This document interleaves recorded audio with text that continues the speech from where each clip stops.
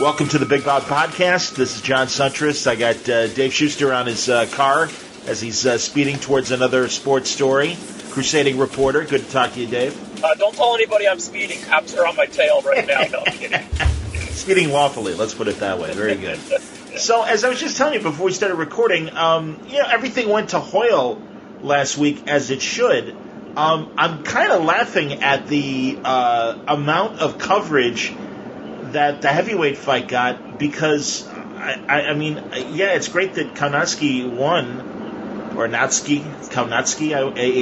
Kaunatsky, Adam Kaunatsky against Chris Arreola. But they're making such a big deal about, wow, these are the most punches ever thrown in a heavyweight fight. And I'm confused in terms of, like, okay, so I don't understand the excitement. Maybe you can help me out. No, actually, I can't, to be honest with you, because I watched the fight and I wasn't really that entertained. Oh, my God. I know they threw a lot of punches, but you know what? When heavyweights are in a phone throwing punches, I mean, Chris Arreola, he had nothing really behind those punches because he was like 2 inches from, it's funny you say Kanowski, whatever it is. They must have butchered his name 100 different ways that night. I mean, each guy pronounced his name differently numerous times. I'll just leave it at that. But, yeah, I mean, first of all, talk about two guys who probably are the most out of shape, at least looking, heavyweights of all time, especially Kaunatsky, who, forgive me, but it looked like he needed a bra, to be honest with you. Well, that's funny, because actually I thought relative to other Chris Arreola matches, I'm like, all right, he looks okay. He's never going to be on a fitness magazine cover. But that said, it's like, all right, I've seen him look worse. I've seen the man boobs look a lot more embarrassing than they did. Yeah, I mean, Arreola was actually, for him, in decent shape. The other guy, though, my God. Yeah.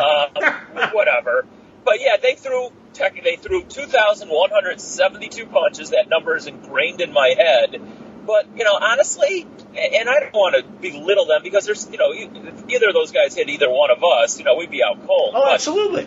But a lot of those punches were so in close and pitter-patter punches for heavyweights that, I told my wife who was watching with me until she got bored in the third round. Sure. That I said, one of these guys is not going to make it because they're usually out-of-shape kind of guys. Well, they did make it, and that's why they threw so many punches. But neither one of them really had that much leverage on any of those punches. So anyway, I mean, yeah, they're making a big deal out of that fight because, honestly, there really weren't that many good fights this past weekend. So that's why they really made a big deal out of it. And I got to give, actually, Arreola a little bit of credit because he looked like to be the one in better shape stamina-wise at the end of the fight than Kaunatsky. And I think Arreola probably could have gone another couple of rounds, but whatever, the right guy won, but if he steps up in class, he's going to get flattened. Well, or we still don't know. We just still don't know. I don't know what to make of that performance. Arreola is in that role that other guys like Quick Tillis were in for a long time in terms of being, okay, if you want to be an elite guy, you got to beat guys like Chris Arreola. I get it. And he did, I suppose, yeah. But, arm punches, like you said, and just a very boring, perfunctory performance that didn't excite me at all. Yeah, he's undefeated, and sure, I guess that looks good. But I think there's still a lot of question marks regarding Adam Kaunatsky than actually any answers from what should have been a showcase fight and showing, I really deserve to be amongst the elite. I mean, you could again, because he's got 20 wins, he's undefeated. I suppose you could put him in some top 10 lists, but I just didn't see much there. But oh my God, even I have to say at work, talking to some other sports guys that are enthusiastic about it, they're like, hey, what'd you think? Most punches thrown ever in a heavyweight fight, about some statistics that we get in fight telecasts. PunchStat is a television statistic. It means nothing. Judges do not use it to judge when they turn in their round-by-round scorecards. And it kind of angers me when it gets so much attention on the telecast. And now, good Lord, they're writing articles about it. It's like, Jesus, man. I mean, it's nice, but it really means nothing. Yeah, it really does. You're absolutely right. I mean, when I say, they threw 900 punches and he connected on 18%. All right, so what? That means he missed on 82%. So right. Big deal. And all it takes is one connect to make a true difference of, okay, he felt that one.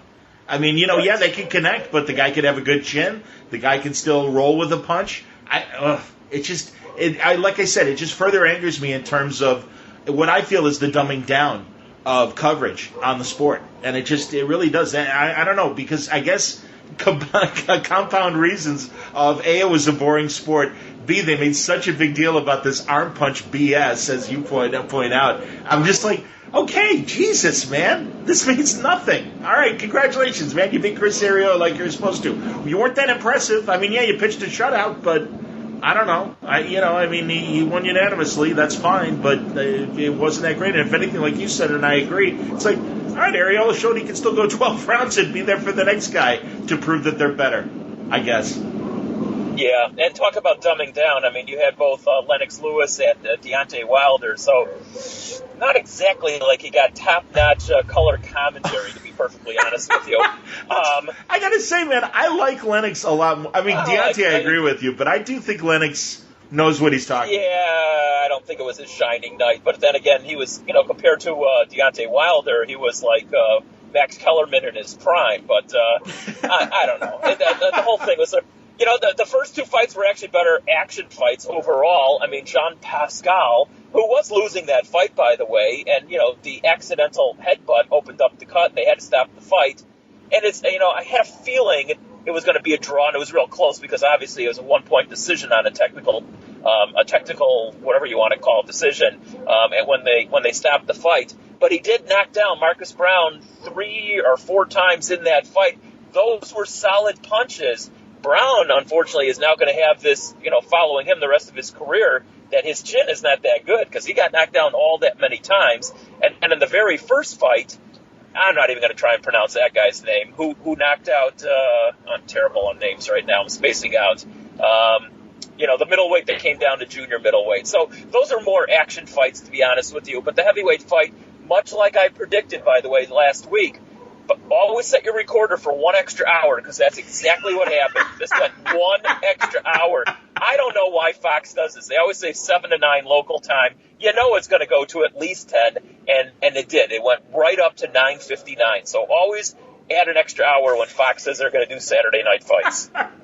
This is those Al Heyman PBC fights that, people might have decent records, but they usually go to the distance. And they're not that spectacular. I really, it infuriates me, the mediocrity that we get from PBC. I don't think we get a lot of great fights. Now, there's the occasional exception, but I think for the most part, it's a lot of bodies, but they really aren't world beaters. And in fact, I'll confess I did not watch the full card. I only watched the heavyweight fight. And I agree. I was completely bored. Now there's some. It's interesting.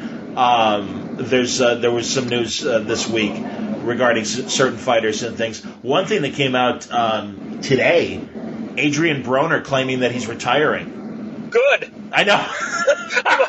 I'm in my car, but I'm standing up and applauding on hearing that, and I don't believe him for half a second, by the way. Well, yeah, he's said it before. At this stage of his career, it's pretty obvious he doesn't want to put the work in to truly be competitive.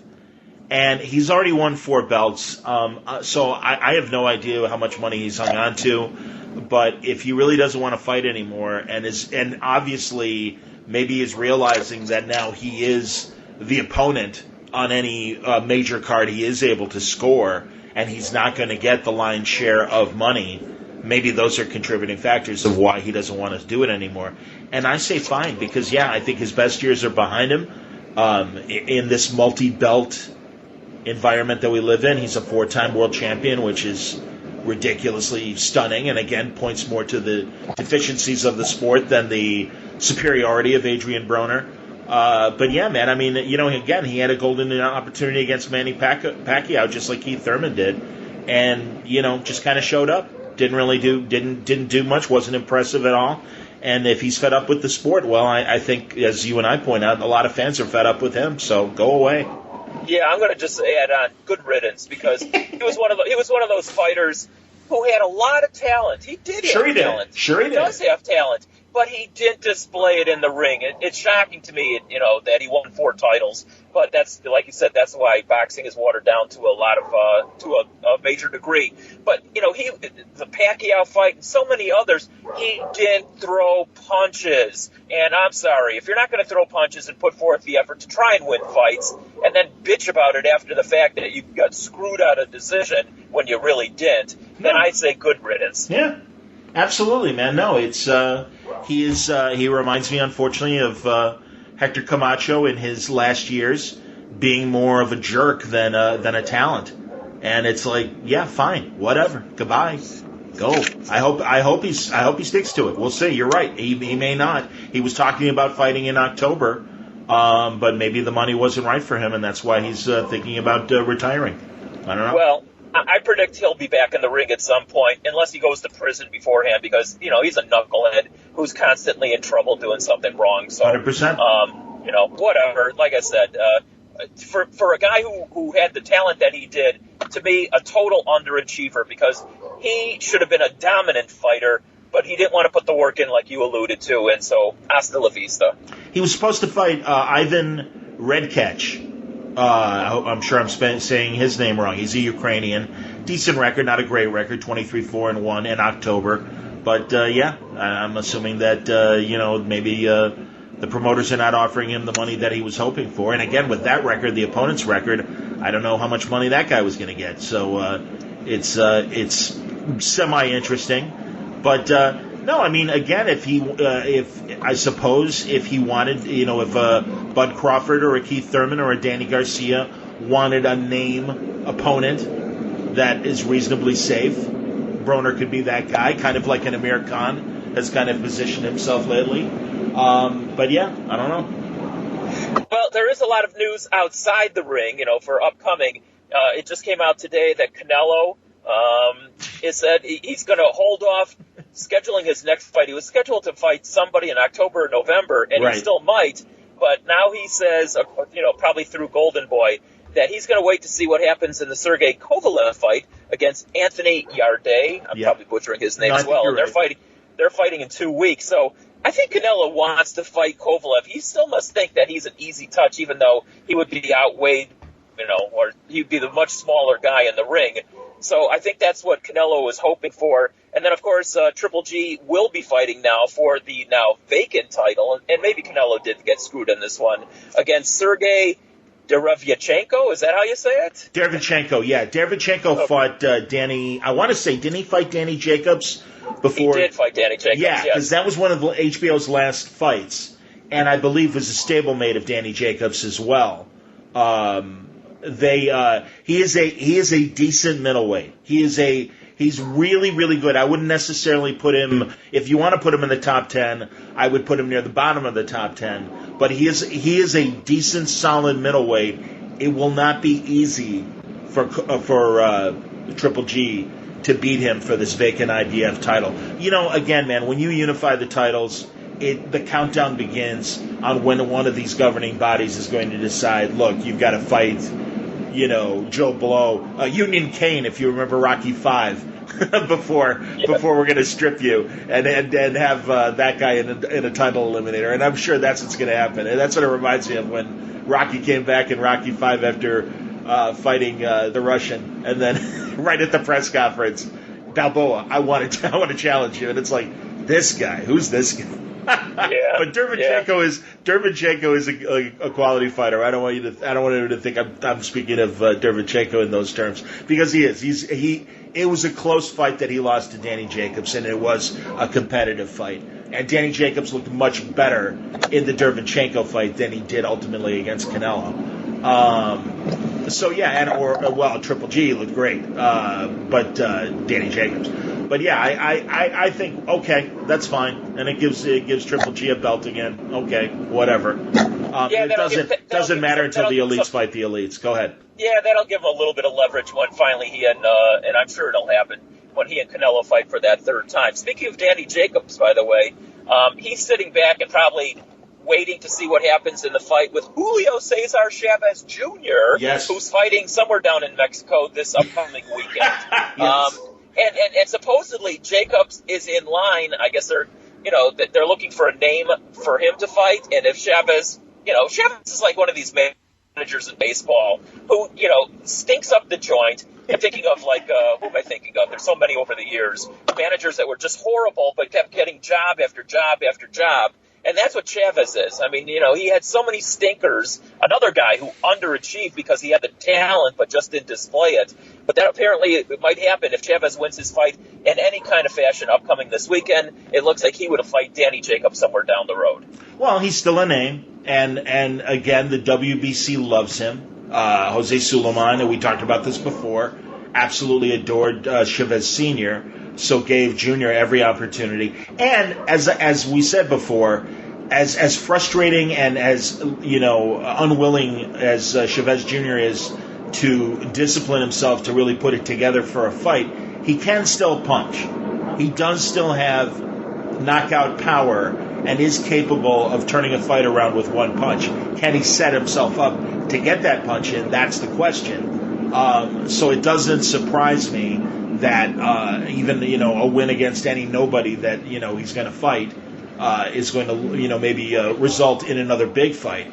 And yeah, I think Danny Jacobs is more than talented enough to handle Chavez Jr. Depending on what his power looks like at 175. Danny Jacobs. I mean, this is a good comfortable weight supposedly for Chavez, unless he can't even make 175, and maybe should be really looking at cruiser. I'm not really sure. But, I was going to say, and we don't know if Chavez that night, if he fights Danny Jacobs, is going to be straight or stoned out of his mind. There's that too. Yeah. No, I understand. I'm teasing a little bit. He would not. I hope he wouldn't. But back to the Canelo Kovalev thing. It's just, if Kovalev does sign, I hope he holds out for the biggest payday he possibly can and makes a good 8-figure sum. Because I just think it is such, not career suicide, but it's just like, why would I want this fight where this very talented smaller guy is going to dink around and kind of pity-pat punches and use footwork around me, and maybe, like, from a pure defensive standpoint, box circles around me, to a very, it's a bull and matador, and I'm the bull. And I want a guy that's going to at least, put on an honest effort and be willing to mix it up. Now, maybe Canelo will be. I don't know. Maybe that's just too much prejudgment in my mind. But I just think this is a stunt rather than a real fight. And I don't think Canelo's punch is going to be that deadly at 175 or whatever catch weight if they make this fight they decide. And he's already done a little bit at 168, but not much. And who knows? But I would be much more interested if, like I've said before, let him fight Billy Joe Saunders at 168. That'll impress me. But I think Sergey Kovalev, I think he looks at him like kind of a plotter. And I think, first of all, Kovalev is a more talented fighter. I know he's had some seesaw results in his last couple fights, but I do think he's talented. I know he can punch. I asked Andre Ward how well he can punch, and I just think it's kind of a game where it's a bad card game, or it's a bad dice game, man. Everything's loaded against you, and I don't think it's a good idea for him to sign for that fight. Yeah, and when you say loaded against you, also you mean that the judges, going into the fight are going to definitely side on Canelo because he is the A side or the name fighter, right, even though he will be the smaller fighter. Now, one good thing, though, Kovalev has gone on record, as has his promoter, saying this will not be at a catch weight. It will be at 175. Good. Excellent. So, yeah, that part is actually good, but that's about the only part. I love Kathy Duva. I think, he's a main, I believe he's still with Main Events. Kathy Duva is his promoter.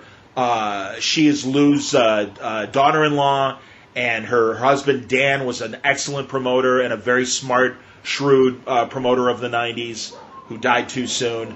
And good hats off to Kathy Duva for being shrewd that way and holding her line. And I hope she does. Because, man, something? You go back to when, literally, like when Ray Robinson fought Joey Maxim back in the 50s, and it was, I don't know if you know about that fight. It was at Yankee Stadium. It was a summer night. It was literally over 100 degrees in the ring. And Sugar Ray Robinson probably would have won that fight, but he had to quit because of heat exhaustion, because he was dehydrated. And I mean, there's pictures of him. Good Lord, where they literally are just drenching him in water, trying to hydrate him and stuff, and it just wasn't enough. And Joey Maxim was the bigger guy, was able to handle the heat a little bit better, and he won that fight. And again, it's because Ray Robinson, had to stop because of the heat. Or you think back when same fighter, Joey Maxim, when he fought Floyd Patterson in an 8-round fight, as Patterson was kind of coming up the ranks. It's just like, I mean, at least they were honest about, decisions back then. I have no confidence in the current promoters and judges that they would honestly broker an honest fight. I don't know where you would have an honest fight with Kovalev and Canelo, because it would. It gets me angry, man. Yeah, there's a couple other tidbits that just cropped up on the news. Did you see that Jeff Horn wants to fight Manny Pacquiao again? And why not? I mean, because he knows that's probably the biggest payday that he has possibly coming his way. Pacquiao, though, is not going to settle for fighting Jeff Horn again, even though I'm sure he'd love to beat the you-know-what out of him. Well, yeah, it was there was another home-cooking fight back in the day. It was an Australian decision. And hey, man, that was a competitive fight. It was definitely a competitive fight. I just felt Pacquiao obviously had the edge. And when the decision happened, it's like, all right, well, it's in Australia. He's fighting an Australian fighter. I mean, but it was close. It was very. Again, the only word I can say is competitive. I thought, for being a ham and egger, I thought Jeff Horn hung in there well. But no, I think Jeff Horn, if he truly wants to beat Pacquiao, he's going to have to beat a named welterweight before Pacquiao, and I don't think the timetable makes sense. And also, Pacquiao doesn't need it. Yeah, 100%. I think Pacquiao's going to be looking for much bigger paydays than Jeff Horn. Nonito Donaire and Naoya Inoue, is that how you say his name? Sure. Well, that fight is now set for November, so I know you're looking forward to that one, I love as that am guy. I love that guy. And then, right here locally in our backyard, Usyk is going to be fighting on October 12th against Talon. That'll be his heavyweight debut, so with any luck, we'll both be in attendance for that fight. I hear you, man. No, I certainly hope so, and I'm very, very, very excited to see Usyk at cruiser or at heavyweight and see what he's got. And again, this is a great opportunity for him, and not a pushover opponent, but not a world beater either. I think it's a good first heavyweight test. And I think it's going to be very interesting. I'm sure you saw that Anthony Joshua has finally capitulated and made some changes in his training people, which I think is smart when the time comes. And he fights Andy Ruiz again later this year. I'm for it. Yeah, and for what little it's worth, and I do mean little, Mike Tyson has gone on record as saying Ruiz is going to win the rematch whenever they fight. But, sometimes the athletes themselves are the worst commentators, like I said. and they know less than anybody. So really what Mike Tyson thinks about that upcoming rematch means next to nothing to me. I would actually. I mean, I'll wait to see what Joshua says going into that rematch the week or two beforehand, and how serious he is taking it and wants to get back on top of the world. But whatever Mike Tyson says means nothing to me. I understand, man. I will say for Deontay Wilder, he had a great sit down with Steve. I want to say Steve Bunce is his name, but he's a British older commentator and writer. He does a lot of video for ESPN, but he also does a lot of stuff for one of the British boxing magazines, and is on online platforms as well. And I thought he had a very interesting conversation with Deontay Wilder, not only about his own career, but also about Joshua and Ruiz.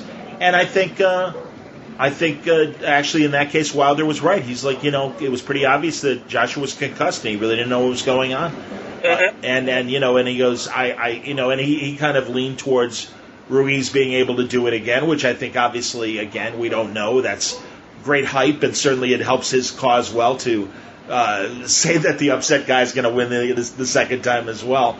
But also it was interesting, he talked a bit about Luis Ortiz and that fight. And he was very careful with his words because, Bunce is like, isn't that obviously your most difficult, fight? And I forget the words that Wilder chose. He didn't use Bunce's words. But he did admit that, he caught me. And he goes, he really made me think because he was ready with counterpunches in a way that I hadn't faced before. And frankly, again, that just points to the deficiencies in Mark Greeland and company training Wilder, and also the easy opponents that he's had all this time. I'm not used to a guy hitting back, essentially, is what he was saying. And it's like, well, dude, it is a two-handed sport, and there usually is a couple of hands coming at you as much as you're throwing punches, too. So it made me laugh, but it also was like, all right, whatever. At least he was candid about it and honest, and we'll see what happens in it. And again, even at 40, whatever Ortiz is, I like that fight, and I will be watching until I think that's a competitive fight, and I don't think it's a gimme for Deontay Wilder the second time, despite solving the problem, as I'm throwing up air quotes, the first time. I mean, he was in trouble, and he could have, again, if it wasn't for some questionable decisions by the ref and giving him a lot more time to recover after that knockdown, I don't know, man. I don't know. Yeah, well, Wilder, first of all, is one of the worst defensive heavyweights that I can recall, because he's basically there to get hit, and he knows that he's got that right hand, which is always his, the great equalizer on his part. He beat Ortiz the first time around. I would anticipate he beats him again. Usually that's what happens in second fights. But Ortiz also, in his last fight that we both saw, not impressive. And finally, whatever age he is, at least 40, who knows, he could be 50 for all we know. Sure. He definitely did not look like the menacing King Kong that we were led to believe, and he was previously. So we'll just have to wait and see how he does. I would anticipate again that Wilder wins that fight. I have a feeling that Ortiz will get up for this matchup in a way that he didn't against his lesser opponent on his last time out. We'll see. Well, anyway, man, let's wrap up, and we'll reconvene next week, and we can keep going on and discussing whatever happens this weekend, and also looking towards some news that we'll have next week. Real good, Johnny. Appreciate it as always.